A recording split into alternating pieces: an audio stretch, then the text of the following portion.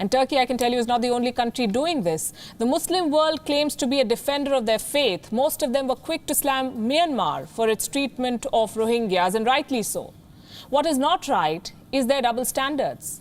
The same Muslim nations cannot seem to find the courage to call out China for abusing its Muslims. What explains their silence? Their dependence on China for investments and for loans. Here's a report.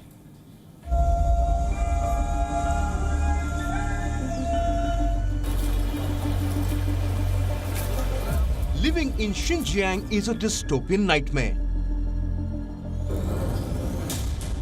Extreme surveillance, detention and torture inside internment camps.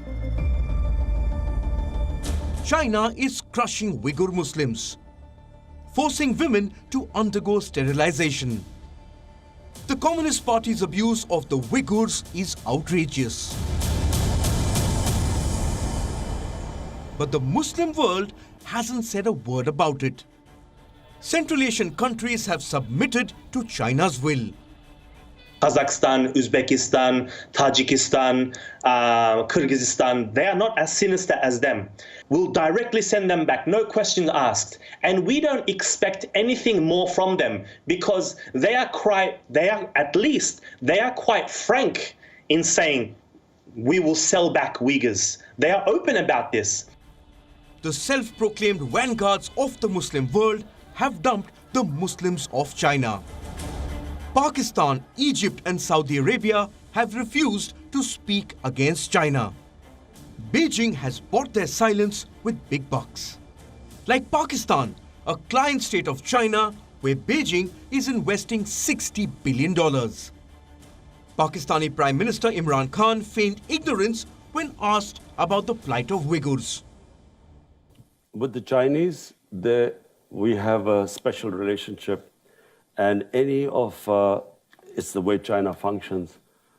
Any of issues like these, we talk to them privately. We don't make public statements. Egypt went a step further. It has detained and deported Uyghurs back to China. In 2017, at least 200 Uyghurs were rounded up in raids on restaurants and markets, all at the behest of the Chinese Communist Party. Saudi Arabia says nothing about the Uyghurs too. In 2017, Beijing and Riyadh signed $70 billion in new deals. Those deals turned Saudi Crown Prince Mohammed bin Salman into an apologist for China. As a leader of the Muslim world, Riyadh has influence over the Organization of Islamic Cooperation, or OIC, the world's second largest intergovernment organization after the UN. 57 member states of the OIC haven't found the courage to criticize China.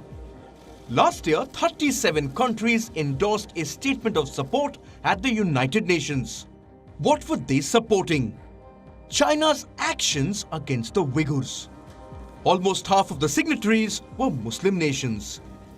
The message is amply clear. Islamic nations choose China's money over China's Muslims. The so-called protectors of the Muslim faith are simply following the money. Bureau Report, WION, World is One.